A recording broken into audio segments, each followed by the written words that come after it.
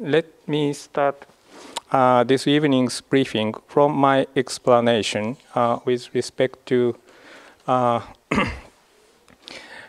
one diplomatic event who is scheduled tomorrow, which has close association with the issue addressed to date in this briefing session. Tomorrow, Foreign Minister Takeaki Matsumoto will attend the special meeting of Japan-ASEAN foreign ministers in Jakarta, Indonesia. I'd like to invite you to refer to the paper entitled Significance of Special ASEAN-Japan Foreign Ministers Meeting. This is a historic meeting that demonstrates the deepening solidarity between ASEAN and Japan, and this special meeting is convened in response to the Great East Japan earthquake at the proposal of Indonesia, the holder of current ASEAN presidency, with a view to demonstrating cooperation between Japan, which is tackling with recovery and reconstruction, as well as the strong and special solidarity between Japan and ASEAN. In this special foreign ministers meeting, Foreign Minister Matsumoto will express the profound gratitude of the government of Japan to the various cooperation extended by respective ASEAN countries in response to the Great East Japan earthquake. It will also appreciate the holding of the meeting.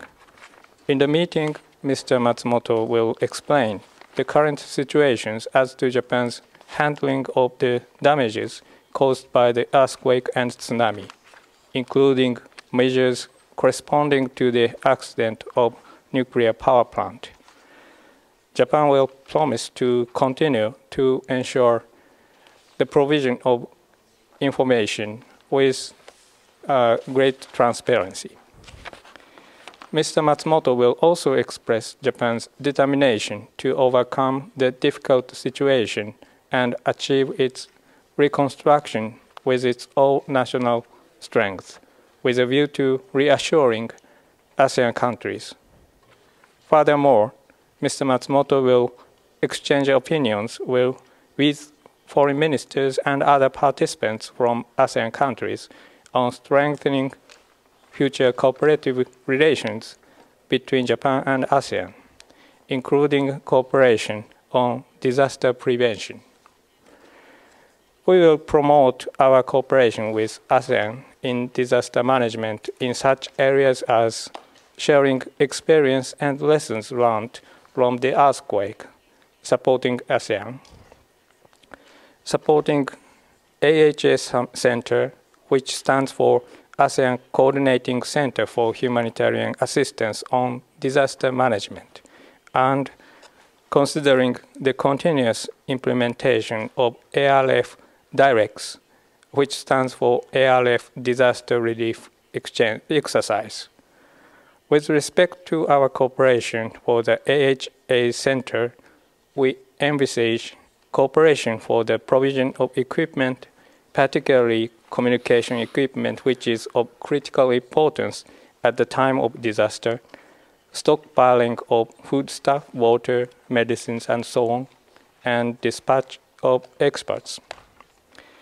ARF Dialects stands for, as I mentioned, the ASEAN Regional Forum Disaster Relief Exercise.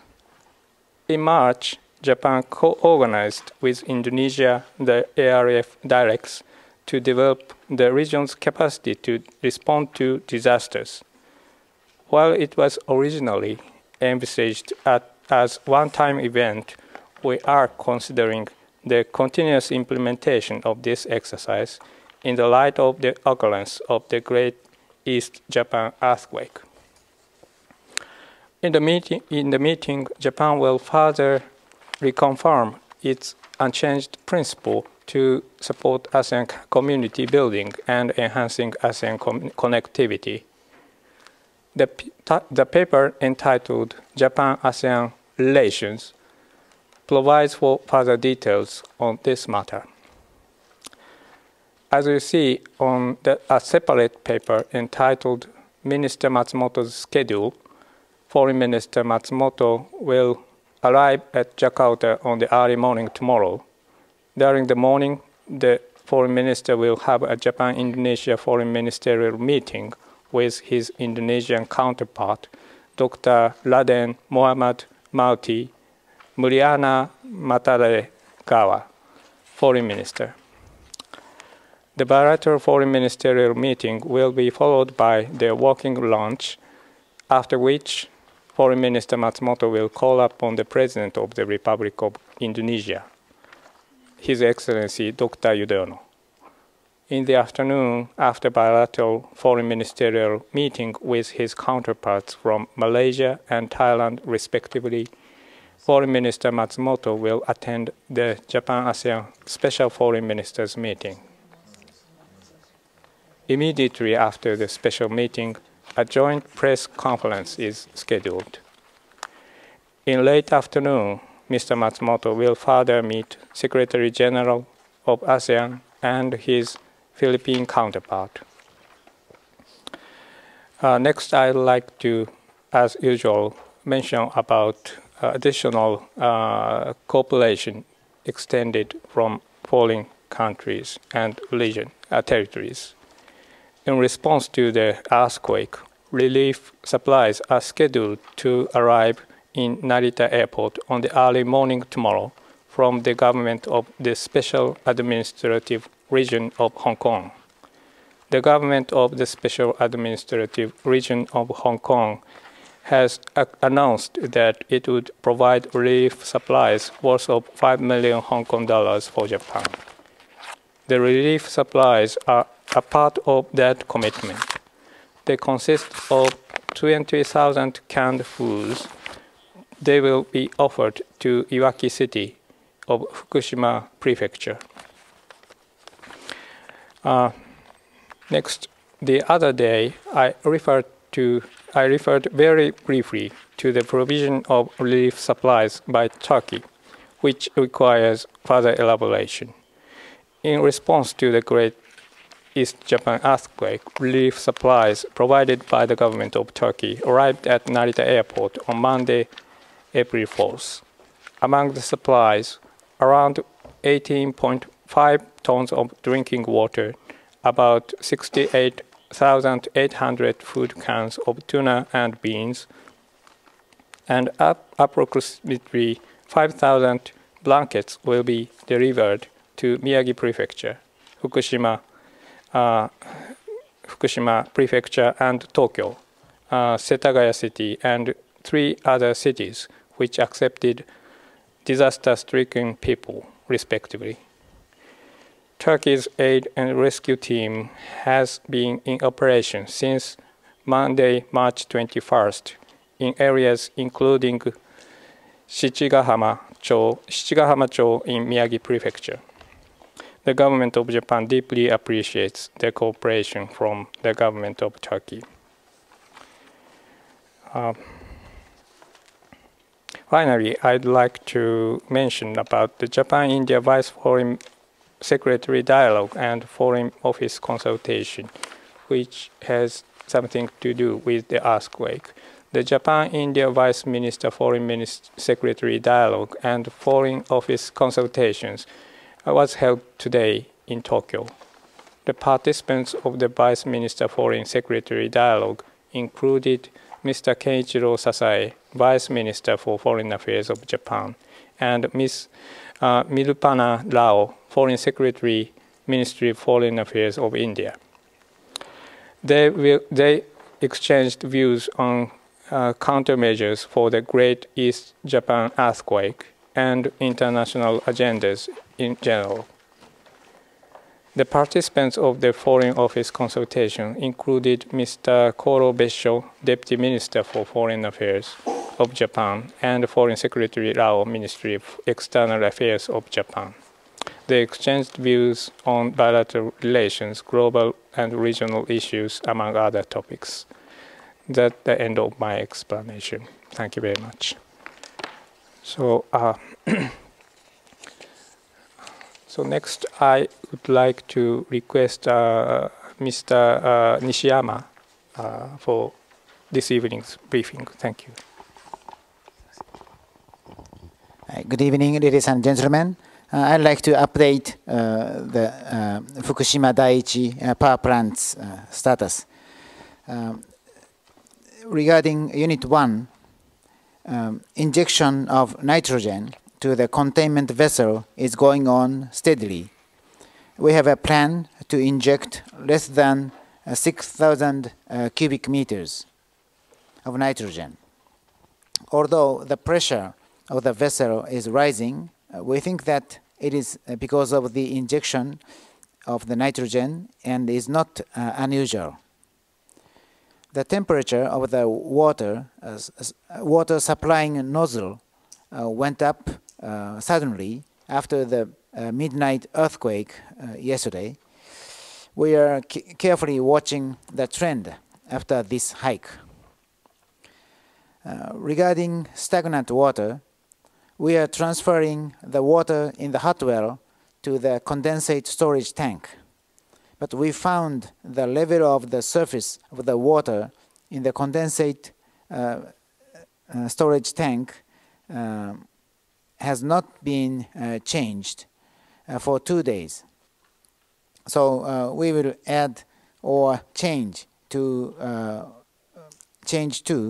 one more pump. Regarding Unit 2, especially stagnant water, we are transferring the water in the hot well to the condensate storage tank.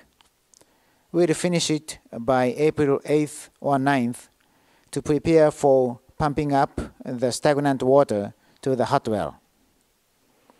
Regarding the highly radiated water, which came from the crack on the outside wall of the pit, was stopped, as I reported yesterday. We injected the water glass and chemicals to strengthen the function of stopping the water. In the meantime, the surface of the water in the trench attached to the Unit 2 went up by 2 centimeters from last night to early morning today. So we have to be careful in watching this trend. Regarding Unit 3, the parameters of the reactor of the Unit 3 are relatively stable. We'll throw 70 tons of pure water to the spent fuel pool of the Unit 3 this evening. Regarding stagnant water, we would like to transfer the water in the hot well to the condensate storage tank, but there may be some inflows to the hot well, and we are investigating the source of these inflows. Regarding Unit 4, we threw 20 tons of pure water to the spent fuel pool of the Unit 4 by concrete pumping machine yesterday. Regarding Units 5 and 6, we are releasing slightly radiated water from the sub-drain pit attached to the Units 5 and 6. So far, we released 1,100 tons, and we'll finish it on April 9th. And we are releasing the slightly radiated water from the radioactive waste disposal system to the sea. So far, we released 7,400 tons of water and are looking for the measures to pump up the remaining 1,100 tons. At 11:32 last night, a big earthquake occurred at offshore of Miyagi Prefecture. The nuclear power plants of Higashidori lost outside power, and the emergency diesel generator began its operation. The outside power was restored 3:30 a.m. today. Cooling of the spent fuel pool was never stopped. Regarding Onagawa nuclear power plants, among five outside power lines, one is on maintenance and 3 was cut by the earthquake. So only 1 survived the earthquake. After that, some of the lines were restored. Cooling of the spent fuel pool was once stopped, but quickly restored thereafter. There was some water spilling, probably because of the slashing caused by the earthquake from the spent fuel pool in the buildings of reactor. The slashing caused by the earthquake make the water flowing out from the spent fuel pool, and buildings in the buildings of a reactor controlling unit and seawater heat exchanges. Regarding Fukushima Daiichi and Daini second and Tokai number 2 plants have not been affected by the earthquake in a substantive way. In all those nuclear power plants, no unusual monitoring data was reported. And I have one correction, which is regarding the spent fuel pool of Higashidori nuclear power plant. It once stopped the cooling, but it was immediately restored. Thank you very much for your attention. Good evening. My name is Noriki Shikata, Deputy Cabinet Secretary for Public Relations at the Prime Minister's Office. I'm sorry to be late for this briefing, and I'd like to just introduce you a couple of points from Chief Cabinet Secretary Mr. Edano's press conference that was held this morning. Regarding the issue of power shortages, we are trying to take measures against power shortages which might happen this summer if we do not carry out a planned outage. To that end, we intend to compile a comprehensive package for power supply and demand by the end of April. As for the contents of this package, it will be to formulate measures to increase supply capability of electricity and to present guidelines for the amount of power conservation in all possible areas, which not only large electricity consumers, but also general households may need to follow. And in this regard, the government would like to call on the public to take voluntary efforts to conserve the use of electricity. Next point is, as you have experienced last night, an aftershock with a seismic intensity of upper 6.0 occurred. The government has already instructed each utility to take possible emergency measures if necessary based on the accidents at the Fukushima Daiichi nuclear power plants. And from evening of the afternoon Chief Cabinet Secretary's press conference, I would like to just introduce to you one point regarding the policy on planting rice. Based on listening to the opinions of Nuclear Safety Commission, today the government decided the way of thinking regarding planting of rice. And this is regarding in prefectures in the vicinity of Fukushima Daiichi nuclear power plant, and there has been surveys conducted regarding soils in the rice paddies. Ministry of Agriculture has probably announced it, but the gist of the announcement is regarding the areas where there is a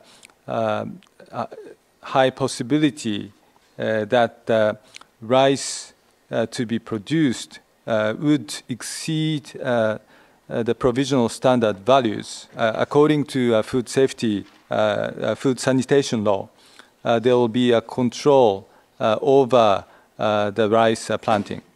And as for specific areas, there will be a consultation between the government and prefectures, and based on that consultation, it will be decided. And when there will be regulations on planting of rice, there will be appropriate compensation that will be paid. So this concludes Chief Cabinet Secretary's press conference. And now I'd like to ask Mr. Shinichi Kawarada of MEX to go next. こんばんは、川原でございます。Thank you. Next, I would like to talk to you about the monitoring that we are carrying out in the 20 kilometers and further around Fukushima #1 power plant. We are carrying out the land, sea, and air monitoring. And we have the material titled Mixed. I would like to introduce to you some of the salient points. Page 7 shows the results of the monitoring posts monitoring at the post 20 kilometers and further of the Fukushima Daiichi nuclear power plant. You will see there that the level is declining continuously.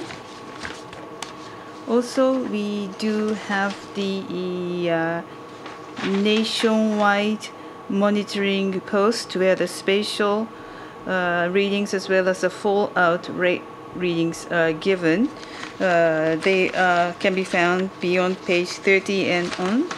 In the municipalities and townships around Fukushima, there is a slight increase over the ordinary figures, but in other prefectures and other municipalities, the values stay as ordinary values. Counselor of Secretariat of Nuclear Safety Commission.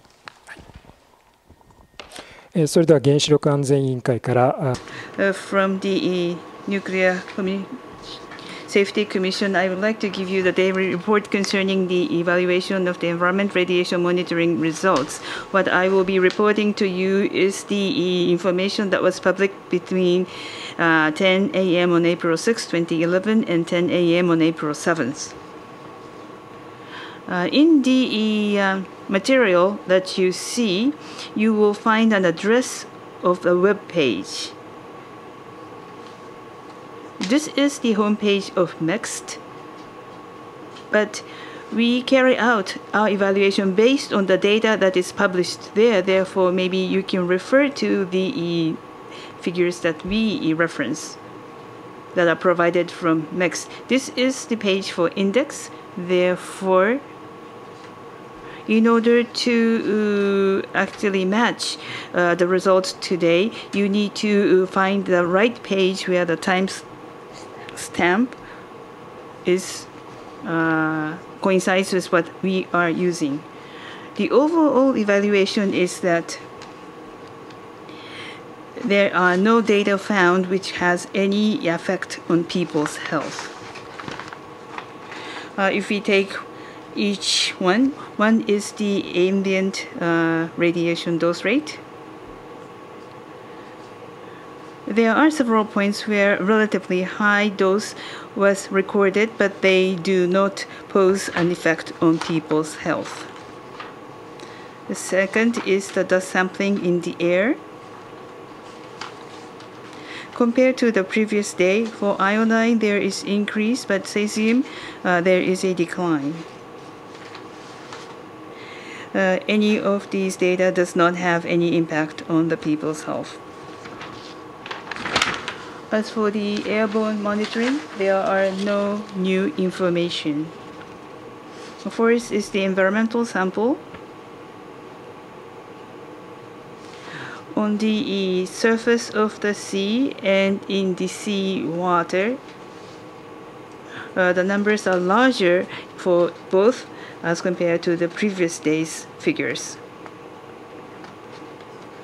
As for the dust on the sea surface, the value is declining. These data does not have immediate risk on human health. Fifth is environmental radioactivity level survey by prefecture.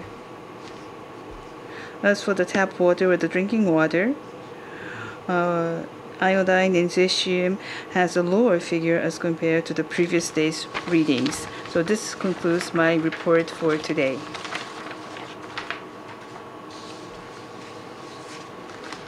Mr. Ichiro Nakayama of Counselor Resources Enhancement Promotion Department of Fisheries Agency. こんばんは、中山でございます。 Thank you very much. I am Nakayama. I would like to report on two issues today. The first item is the material is for today's material. There are two more samples. One is the Bonito and the Splendid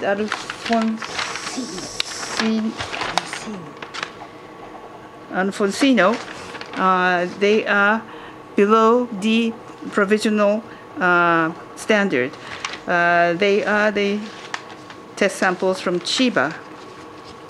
And as was mentioned by the Minister Kano of MOF, strengthening of the monitoring needs to be implemented. Monitoring were mostly carried out by the prefectures, but the fisheries agency will provide full support for these inspections and testing. Choshi in Chiba, Nakaminato, Isozaki, Oarai in Ibaragi. These are the 4 areas in which inspections and monitoring will be enhanced. So this concludes my report. Now, I'd like to ask Mr. H. Yokora, Senior Technical Officer of Food Safety Department of MHLW, to go next. 私の方からは Thank you. Good evening. Yesterday, there was a report to MHLW concerning the result of the monitoring of foodstuff. Yesterday, 9 prefectural produce had been tested. A total of 53 samples had been inspected. And looking at this table, the values shaded in gray are the ones that exceeded the criteria. 43 spinach in Ibaraki. That exceeded the provisional limit. Currently, this has a ban on shipment, so this is not on distribution. And the other piece of paper that we have prepared, from the 19th of March until yesterday, this is the total. So a total of 1,112 samples had been tested, and 165 samples had exceeded the provisional limit. That's all from me. Thank you.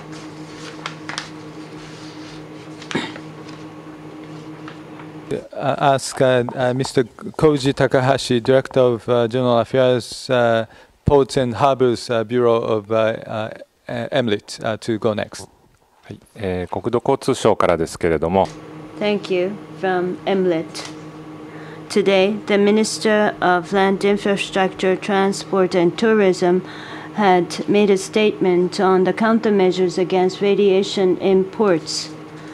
At MLET, at Tokyo, Yokohama, Kawasaki, and Chiba, in these 4 ports, the ambient radiation level had been monitored and announced on MLET's homepage. On the other hand, the radioactive substance release from a nuclear power plant is continuing, so the containers and the vessels that arrive in the Japanese ports from abroad are now being measured of the radiation level. And the shippers that have vessels coming into the Japanese ports have requested a reinforcement and enhancement of countermeasures against radiation exposure. As a result of that, MLET had established a guideline for containers as well as the vessels that load the containers, and we have decided to initiate measurement of radiation level.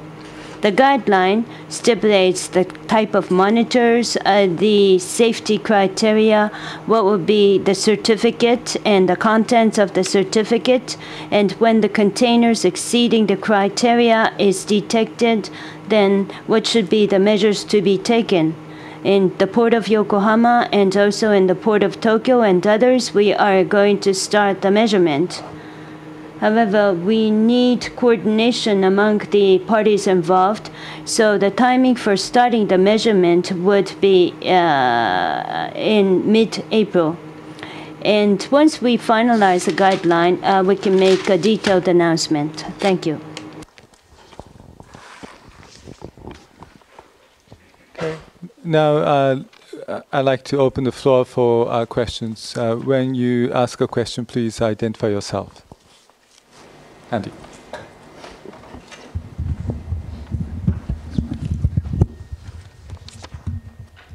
Andy Pollock from the New York Times. For Mr. Nishiyama, sorry to keep playing the same record, but there seems to be some perception that there's a disagreement with the authorities in the United States about how serious the situation at Fukushima is or might be, what the risks are out there. How do you see that? And I had asked yesterday specifically about this idea that the core from Unit 2 had leaked down into the containment vessel. Are you saying that you're sure that that did not happen, or what exactly is your position on that? ニューヨーク・タイムズのポラックと申しますけれども、西山審議官にお尋ねします。なんか同じ、レコードが何度もぐるぐる回っているようで申し訳ないんですけれども、どうもアメリカの当局との間で、福島の状況がいかに深刻か、あるいは深刻になりうるか、そのリスクの程度などに関して、食い違いがあるという認識があるように認識の食い違いがあるというような感じが見受けられるんですけれども、この点についてどのようにお感じか、それと2号機の炉心が格納容器に漏れ出ているという点に関してですけれども、これは絶対これは起こってないということを確実に言えるとおっしゃっているのでしょうか。この点についてもお立場を伺いたいと思います。このNRC の見解とされるものについては NRC 自身が認めていると思いますけれども、日本側と必ずしもそのコミュニケーションがうまく取れていなかった段階でアメリカ側にあるいろいろな見解をまとめたものであって、現時点の NRC の見解ではないというふうにはっきり NRC は言っていると思います。Regarding what is said to be the view of the NRC, the NRC itself has admitted that this view was a view that they had compiled at the stage when communication with the Japanese side was not necessarily going smoothly. And the NRC itself is admitting that this is not their view at the current stage. それで2号機の炉心がどうなっているかについては、我々も炉心が損傷しているとは思っていますけれども、果たしてその格納容器に出てしまっているかどうかということについては、今そういうデータは我々持ち合わせていません。And regarding the second part of your question, related to related to the current status of the core of unit number 2. We also believe that there is some damage to the core for unit number 2, but at the moment we do not have any data that shows that there has been leakage to the containment vessel. そのことを含めてNRC とは毎日今情報交換をしていますので、我々の認識は揃ってきていると思っています。And including these points, we are having an exchange of information with the NRC every day. And so I believe the view of the NRC and the views that we have are coinciding with each other now.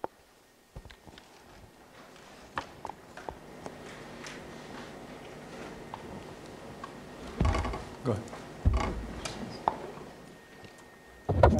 Just a follow-up question. Do you have radiation readings from inside the containment vessels?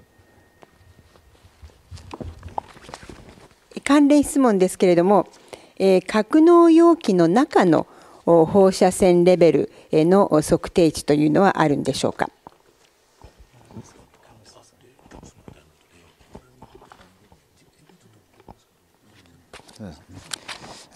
これはご存知のようにCAMS という、CAMS というデータが取れてますので、これがオープンにされて共有されています。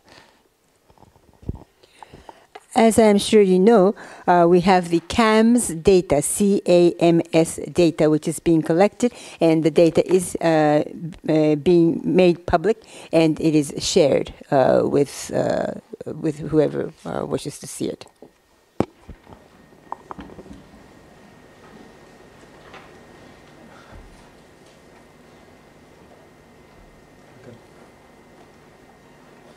Any other questions?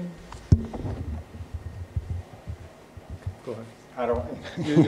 I don't have to keep everyone here. I could just talk to Mr. Nishiyama. But I'm not. CAMS is that a simulation or is that an actual measurement? なんか皆さんの時間を取ってしまって申し訳ない。私後で個人的に西山審議会に聞いてもいいんですけれども、この CAMS というのはシミュレーションなんでしょうか、それとも実際の測定値なんでしょうか。これはガンマ線の実際の測定値です。Containment Atmospheric Monitoring System というものです。It is the actual measurements of gamma rays, and CAMS stands for Containment Atmospheric Monitoring System.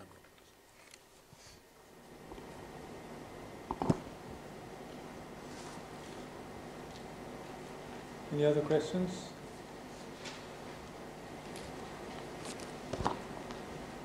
If there are no other questions, I would like to conclude this evening's press briefing.